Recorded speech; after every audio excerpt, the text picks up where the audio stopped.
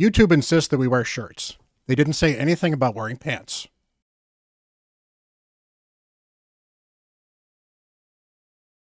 Hello, everyone. Bront, CatHerder here. We're having some fun talking Raid Shadow Legends, and I am not alone. I have brought back my friend BigPoppaDrock. How are you doing, Drock?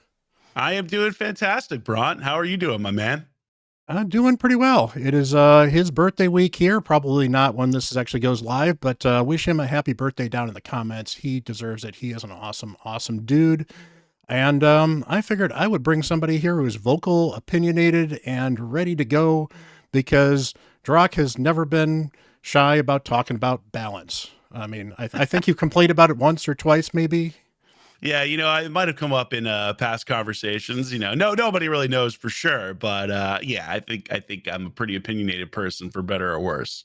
Perfect. And I've got a bit of a design background in gaming stuff, so I figured, you know what, this would be a good topic to bounce off of. Get a chance to hear some of your ideas, talk about some specific points, and get a chance to talk about some of mine and see what you think of it as more of a player than a designer. So let's dive into it. First of all, I do want to take a few things kind of not necessarily off the table per se, but I think there are really 4 super easy topics that you and I agree on that probably need some kind of nerf or addressment.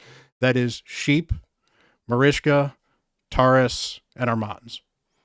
Yeah, I would actually. I don't disagree with any of those things. I think they're all still extremely overpowered, and there are slightly more ways to counter some of these things, but none of them were ever correctly addressed, in my opinion. Yeah, and again, we're not necessarily like these are super sweeping. I think Marishka's might be actually fairly simple to address of any of those. Obviously, Sheep's got all kinds of issues. So does Armand's. Taurus maybe a couple of easy fixes. It may not. It really kind of depends. But they are definitely the power couple and generally the king of arena at this point for a lot of things. I mean, I guess you're starting to not see Armands in Ultra Endgame Arena quite as much because there's finally a few counters for him. But or is it more that just stuff has gotten more overpowered than Armands in Gold 4? It's a great point. I mean, it's really interesting where the end game meta has gone in the high end of arena or the super spender arena. You'll see Armands, you'll see certainly Taurus Marichka. You'll see Marichka almost all the time now. She's definitely one of the most popular picks. There are more ways to quote unquote counter these things, but they're really only reserved for the ultra spender, the people who put millions of energy into the Odin dungeon.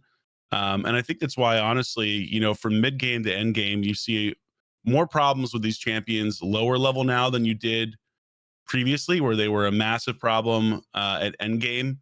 And now you see like a lot more problem with trying to counter them at the lower levels because no one has pinpoint or they don't have the same level of accessories or artifacts that big time spenders do. But I think, they're all relatively still problems in different ways. And in my opinion, none of them have really been balanced correctly in order to make arena more enjoyable for everybody, not only the people that spend a ton of money, but the people that don't as well. Yeah, and I think in the Marishka Taurus standpoint too, obviously there was the initial rush to get them, but they're almost 2 years in the game, is it now? 1.5 maybe. Yeah. So they've Yeah. trickled down a little bit as well, just because some random account that started even a year ago might randomly pull 1 or 2 of them, and obviously that just gives them a huge boost in wherever. So, and that's not a reason to say they don't still need to be nerfed or addressed. Because of that case, in many cases, they probably do need to be nerfed or addressed. But outside of those 4, is there any, champion mechanic or something in Raid that really kind of screams to you that needs to be addressed from a nerf standpoint? I'm sure there's several, but like, what are some of the top ones on your mind that aren't the ones that get addressed regularly? Well, I mean, if you're looking at arena from a mechanic sense, I think the changes that they made recently have just made everything a speed hell in a way that it's never been before. Prior to the current meta, back when we had a speed meta 2 or 3 years ago, you had more opportunities to counter stuff because champions like Tormund were viable. Whereas now people will build their nukers in Stone Skin and still super fast, and you can't do anything to counter speed. It's extremely difficult to counter speed now because of mythicals ignoring resistance, because of the ability to have champions that either bomb Stone Skin or just go through it if you're trying to go second. I think they've really gotten us to a place balance wise where it's just a complete RNG fest more than it's ever been. And it is extremely, extremely frustrating in my opinion. And that's even outside of all the stuff with sheep. So personally, I'm not a fan of where we're at right now. I think they've made some design choices that, I understand what they were trying to do, but they really weren't solving the problem. They were just adding layers of complexity to make things more frustrating, realistically, so that people would spend more. Like that's my honest opinion. When it comes to the rest of the game, um, I've really had an eye-opening experience, honestly, playing King Arthur recently because I think when we look at Raid, and I've played Raid for close to 4 years now, and obviously I love the game and content create for it, so clearly it's something I'm invested in, both monetarily and time wise. But I think playing King Arthur really opened my eyes because I know that there are a lot of quality of life changes and balancing that I wish Raid would make even outside of Arena. And basically playing King Arthur has shown me that it's possible to do those things because that game has most of the stuff that I wish Raid had. Better UI, better menus, stuff that is just more common sense, stuff that flows better. And so my hope is that Plarium can really take some lessons from that, and that game being a direct competitor, unlike Watcher of Realms, which, for example, was in the tower space, but take some of those lessons and really focus this next year on quality of life. Like I get that they have to release more champions so people buy them and spend shards or whatever else. But for the love of God, let's put 3 months into quality of life. Let's make the tavern correct and fix it. Let's improve arena. Let's add video replays. Like there's so many different things you could do from a balancing or just quality of life enhancement perspective that they have refused to do. And I really hope they change that going forward. Yeah, I agree, especially the quality life perspective. Obviously, that's not necessarily a thing that needs to be nerfed, but they definitely do need to address some of these quality of life things. And to be fair, they did mention some of them in their latest update. They're going to rework some of the stores, although if all they do is just move the stores to a different location, I mean, it's a quality improvement, but it's also not. So hopefully there's additional buffs with that, for example. Um, and they have actually addressed some quality of life improvements. The tavern is definitely not what it was a year ago. At least it's still not perfect, but it's better than it was, and Yeah. significantly better than it was. So So this is the tricky thing, right? Like they'll come in and they'll say that they're going to work on something or fix it. And to their credit, they'll do this stuff, but they never get it 100% correct. And the tavern is a great example of that. Is the tavern better than it was? Yeah, a little bit. But is it anywhere close to where it needs to be? No, not even remotely close. And I think that's where the frustration sets in, where you wait potentially for a year, 6 months, a year, longer than that for a quality of life improvement to land, and then it isn't what it's supposed to be. And polymorph is a great example of this, right? They announced the changes to polymorph 6 months from when they actually changed it. And all they did in their quote unquote nerf of polymorph was actually make it more powerful and more prevalent because more champions could then use it because of the way they changed stats. It's like, if you want to talk about the number one frustrating thing people playing raid, it's that kind of stuff where there's problems in the game and it takes way too long to address it. You could look at Hydra, for example, is a great example of this and where the most recent frustration was come from. But not only that, it takes way too long to address it. And then when it's actually addressed, it's done just frankly incorrectly or not to its potential. yeah, you've got the champion buffs that they're slowly rolling out. And to be fair, a lot of the champion buffs are good, but two at a time just really seems like they've dedicated like one intern 10 minutes to, oh, go buff these two champions, or if they've got it, they literally have like a hat of, these are all the champion buffs we're going to do, and just pick two of them and randomly pick them. It seems just very frustrating because, and some part, to be fair to Polarium, there's some level of power creep that's always going to happen in these sort of games, because as the game matures, different tactics are going to take hold. New champions do need to be attractive, so in some way the power creep is just kind of built into the thing. How much of the power creep is just by the champions, and how much of it is they've added these new features, and these new champions take better advantage of the features versus the old ones, so the old kits are just dated. I mean, Roz and Scarhide is actually probably a particularly good example of a champion who's I still don't say he's bad because it's not like he's a horrible, horrible champion. But the fact that he's got a 7-turn cooldown bookable to 6 is just absolutely atrocious on an enemy where you've got like an Armand's who's got this on a 3-turn cooldown. And Armand stuns with it and steals turn meter instead of just the decreased turn meter as well. Yes, Rosin smacks with it instead, but even if this was a 4-turn cooldown after being booked, no one would really complain. Yes, he wouldn't be great, but he'd be usable in content. Speed is also super slow at 91. The single Yeah. target decreased defense and weakened. Just little dated things like that they could fix on several champions. Honestly, if they did a balance pass where they took a lot of the older champions and dropped all of their cooldowns by 1 to 2 and did nothing else, the quality of life for everybody would be significantly improved. I completely agree with that. I mean, there's so many champions right now that you could mention of just doing that and they're become significantly more viable, or even just raising their base stats because that's crept up over the years. But great example of that is Ignatius. Ignatius's A3 has a Yep. 5-turn cooldown. Absurd. Ray, another great champion potentially. AoE is across the board, but her freeze ability I think has a 5-turn cooldown when booked. It's like, and I think that's where the frustration sets in. Is I get that it takes time to rework champions completely, but a lot of the things that they have released for champion buffs are not even reworks. They're just damage increases and maybe one small skill change.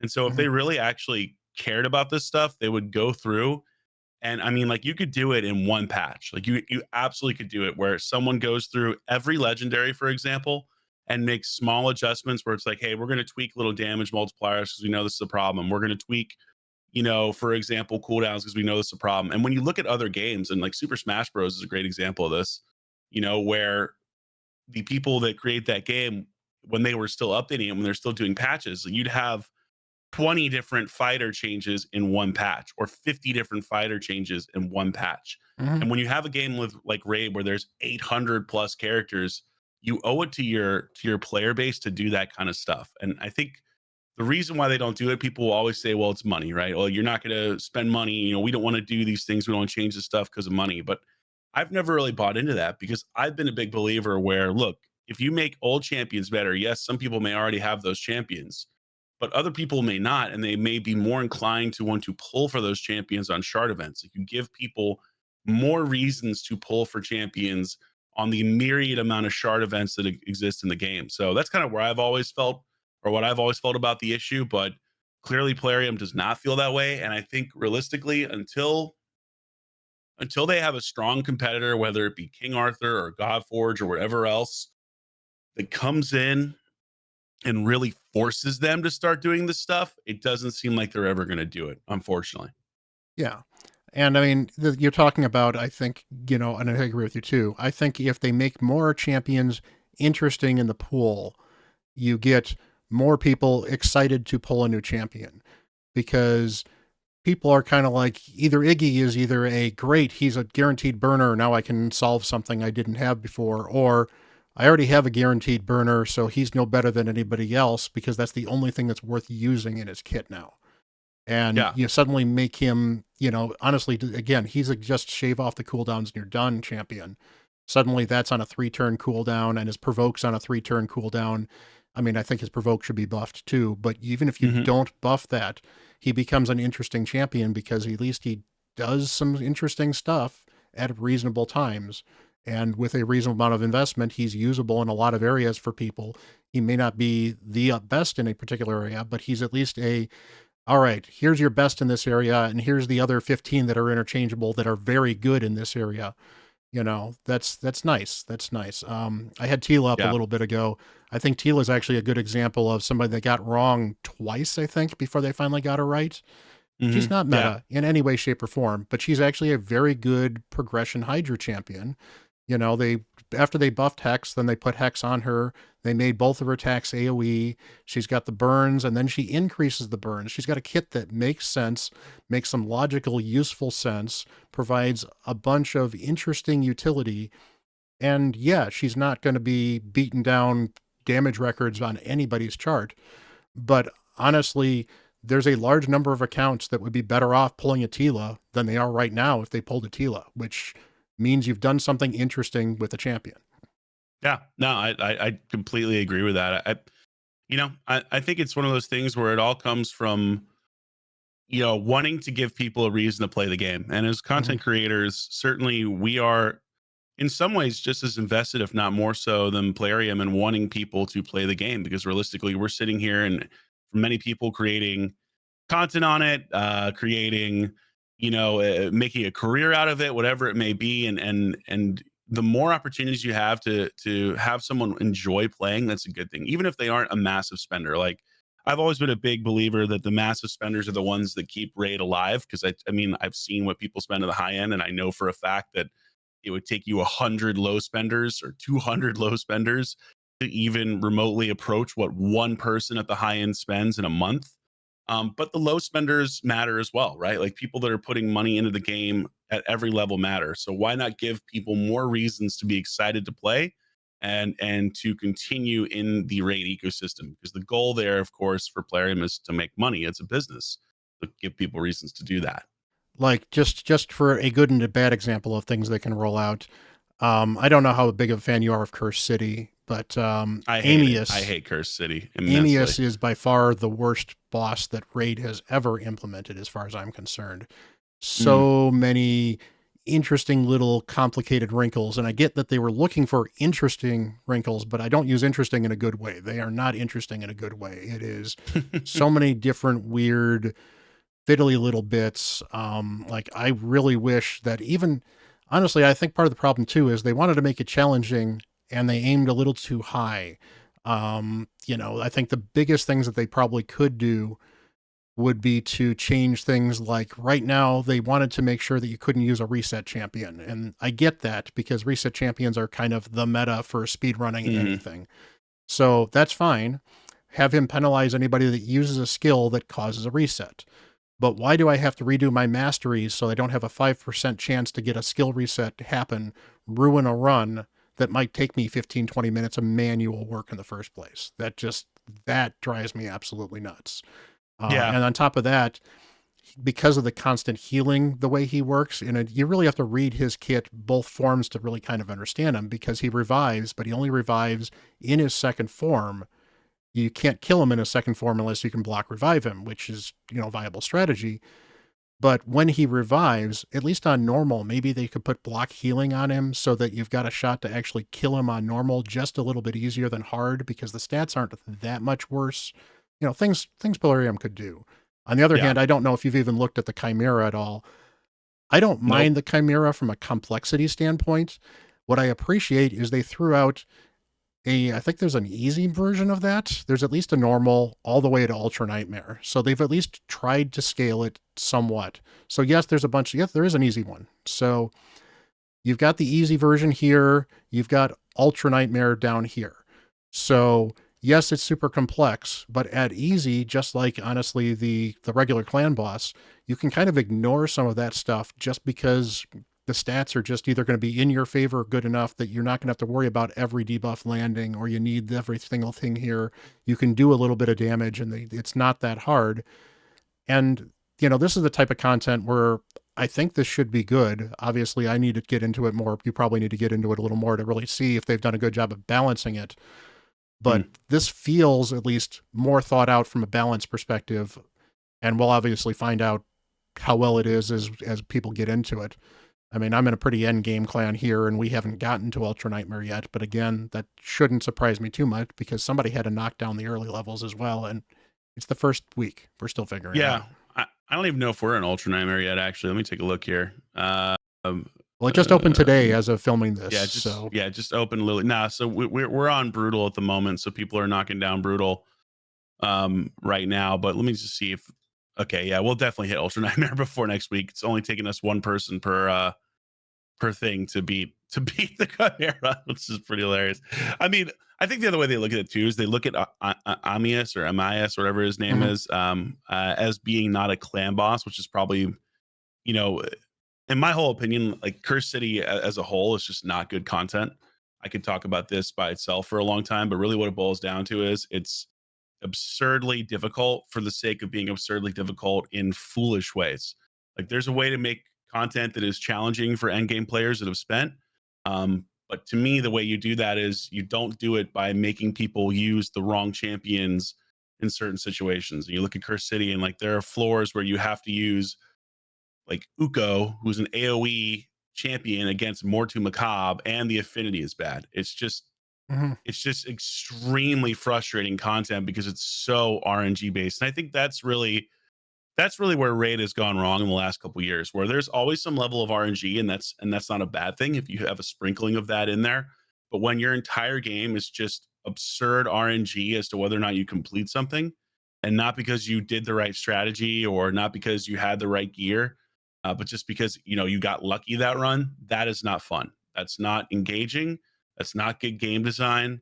And unfortunately, I feel like Raid has gone really hard in that direction over the last couple years. And I truly hope that they start to pull that back. But realistically, like look at Relics, like there's just Mhm. more RNG coming. And Yeah. I don't understand why this is their design philosophy right now, other than the only thing I can, only thing I can guess is that maybe they that doing more RNG makes people more frustrated and more likely to spend, because that's the only thing I can think of, because otherwise it just doesn't make sense to me. Yeah, I mean, there's some level of the gambling aspect of it too, which that Mm. may change a little bit too as they move away from Aristocrat to MTG now that MTG Jedi owns them, Oh, and I don't think it's going to change at all. I think people look. I hope I'm dead wrong about this, mhm, Bront, but I think realistically, when you look at business, company gets bought and acquired for more than what the company was paid for initially, right? So MTG bought Plarium from Aristocrat for something like I think 800 million all in, assuming all like the options are met and stuff like that. Whereas Aristocrat bought it for I think 500 million back in 2017. There's very low likelihood that MTG is going to come in and say like, "Hey, let's make things better for the players." They're going to be like, "Hey, let's monetize this even more to justify what we paid." That is typically how this stuff goes. I really hope that I am wrong. I will gladly own that if that's the case. But I also think that people overestimate Aristocrat's influence on Plarium. Plarium's goal is to make as much money as possible, no matter what, and I don't think that's going to change regardless of who owns them overall. Their goal is still the same. yeah, and I think that there's a level of how to make money that is a little more player friendly and a little less player friendly, and I guess that's kind of where I'm hoping they may change, because I can tell you from having worked with gambling companies, gambling companies are very much against the player as much as possible because they want to get every edge they possibly can. Whereas a game owning company may understand that working with the players may encourage a community that might continue to keep the game active for a while too. So we'll Let's see. hope I so. don't necessarily disagree with you either. I see your point. I also at the same time am hopeful that there's a chance that things may lighten up a little bit. They're not going to change the shard rates. That's just way too late in the game to do stuff like that. Yeah. But we may find that they're a little more generous with a few things here or there. I was actually very impressed. For example, I don't know if you're doing the fusion or not, but Hmm. the summon rush, this is the first summon rush I was really impressed with the fact that the bonus fragments were literally 2 extra sacred shards beyond the non-bonus fragments in a summon rush. Usually a summon rush, the 6 point is the 5, and you're up at the 10 or 11 point where you're getting the extra 10, extra 11. So the fact that it was 7 to get not only bonus points, but also get extra snow points towards the Sir Nick fusion. Well, not a fusion, but the Titan event, so a fusion. Hmm. And I was actually kind of impressed with that. That's, I don't know if that's to say that that's anything with MTG or anything like that, but that's a point where 3 months ago I would have said Polarium would have done the exact opposite, and that Sir Nick would have been in there, and it would have required you 14 shards to get the Sir Nick part of it, and that is very much the opposite of what they have done previously. So I'll call them out as a good job for that at least. So that's nice. Let's get into some specifics quickly here before I've got you here for a little bit, though. Sure. First of all, what do you think of the Gamuran buff specifically? Do you think you'll see him in Arena at all? No. Not at my level. I mean, Yeah. you never know until some people get their hands on this stuff, right? And there might be some interesting comps, and certainly you might see him at lower level stuff. But I don't think anything from what I've seen on the buff is going to make that big of a difference for my level. There's just champions that are so much better than him that there's really no reason to use him for the most part. And again, I could be wrong. Like you never know until you actually get your hands on it and start seeing how it plays. But On the would other you hand, rather it be certainly is using going to make him more Gamuran? useful in lower level arena, because in lower Sure. level arena, this is actually a usable ability now where it really wasn't beforehand. Yeah, for sure. I'm sure at lower levels he'll have more of an impact. At my level, you're still going to see all the mythicals. You're going to see Taurus Marichka. You're going to see every god tier meta champ that exists in the game because that's just what makes more sense. So Yeah. that's you never know. Again, you never know, but that's my gut instinct as of right now. Okay. Well, let's throw some things back and forth here too. Why don't you give me, figure out two champs, and you can give me one and figure out the other one too, because I know you do a lot of stuff off the cuff. Give me a champ you'd like to see buff, and let me know how you'd like to see them buffed, and then I'll throw two of them at you too. Champion I'd like to see buffed and how they would get buffed. Let me take a look here at what we got. You know who I'd like to see buffed actually? Ooh. I'd love to see Sathalia buffed. Uh, Ooh. this is a champion that's been in the game for forever. I think she is okay, at best. I would love to see Sathalia get a buff here, where her like A2 maybe does more healing, or her buff strip comes with some type of control method, so she's an additional like Kymar type stuff or something along those lines. You never see her, but she's one of the few champs out there that strips buffs, right? Mm-hmm. And I like that's so important in arena. But realistically, if you've got a Kymar, you're going to use a Kymar potentially. You're going to use champions that do a buff strip plus something else. So I would love to see her get like her buff strip ability buffed so that it just comes with something a little bit more special. Because that's really what is in the end game arena. So I'm going to pick Sathalia.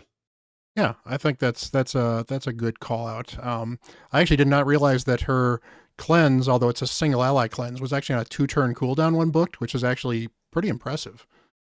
But Yeah. Her cooldowns aren't bad. That's the thing. If you look at her kit, her cooldowns actually aren't bad. I just think she needs a little more spice so that she becomes more viable in the high end stuff. Because anyone that buff strips is a big win. Like that's what you want. yeah, so I had one that actually we're in Bannerlords, so that's a good one for me to bring up here. I would love to see Raglan become interesting and relevant again, because I mean, I know she was like the meta really, really, really early because of that revive, and interesting champion. I think that what I would like to see is, I mean, there's a couple different options here.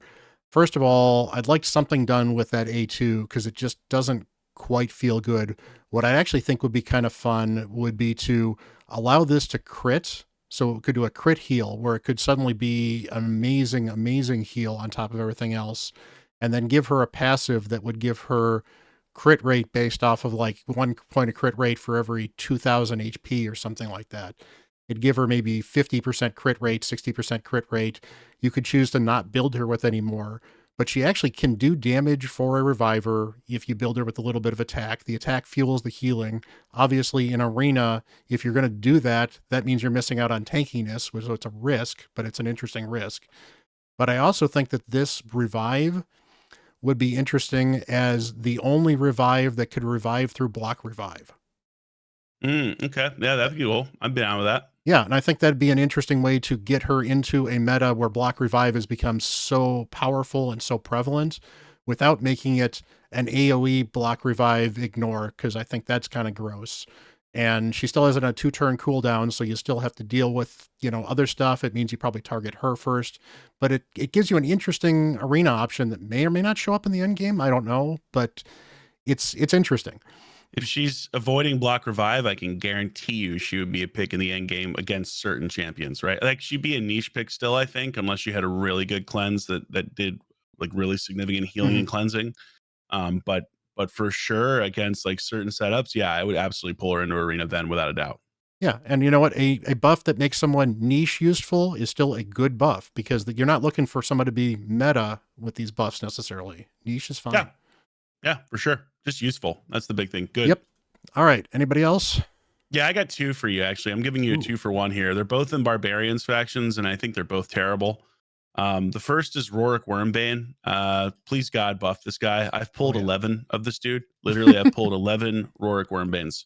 He is a man after my heart for reasons that he got me through Doom Tower. In fact, he was the reason I got to hard Doom Tower in the first place. I actually went on Ash's channel and defended him. Not that I Yeah. think he's any good, but I got a lot of use out of him really early on because he was the only legendary I had other than Ninja for quite a long time. And, you know, he's he's he's not useless, but yeah, he needs some help. He really Give does. him an Like, AoE. Just give him an AoE on his A2. You know, make his A3 hit harder. I don't know, up his damage. Like to me, he's awful. I'm glad to hear that you got some use out of him. mhm. But I would love to see them rework this guy just because I have 11 of this dude and I'm so sick of seeing him pop out of shards. God, I am so sick of him. And the other one from Barbarians would be Altan. I mean, this dude is just trash at this point. Oh, He yeah. is so bad. It's so funny because this is a great example of a champ that was considered actually great when the game came out, and he was legitimately really good for a clan boss and stuff like that. And if you look at his rankings, they still reflect how good he used to be. Oh, yeah. Um, but he is just god awful at this point. He needs a buff desperately. And I cannot believe that he has not been buffed after all this time. Like he needs a rework. It's not even a buff. Like buffing Oh, yeah. damage and stuff like that isn't enough. He needs a full kit rework. So yeah, please make all 10 great again, I guess. Is that the phrase? Yeah, that would work. So, yeah, I mean, I think when I was talking with Ash, I mentioned that, among other things, Rorik doesn't make sense as an attack champion. I think actually flipping him into a defense champion would at least make him tankier for a champion that's designed to Mm, be counterattacking all the time. And then, something along the lines of maybe either not just ignoring defense, but maybe actually cracking armor literally would be driving down defense in some way, shape, or form too. So maybe his counterattacks would actually permanently destroy a little bit of defense or something like that, Stuff like sure. that's made it into the game finally, stuff to be good, And yeah, Altan I don't have an answer for. I think Altan just really does need a full rework there. Yeah, Um, he's terrible. oh All yeah. 10 is just trash. You know what? I'm going to go There's with so many Norog. options.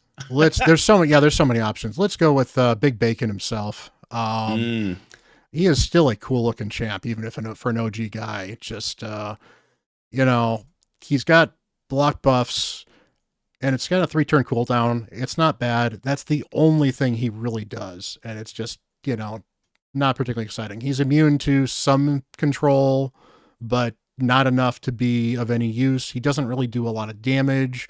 He's got a slow, low chance to get blocked active skills. Honestly, I don't think that there's necessarily a lot you need to do with him. Make this block active skills a significantly better chance, if not a 100% chance to land on that A1.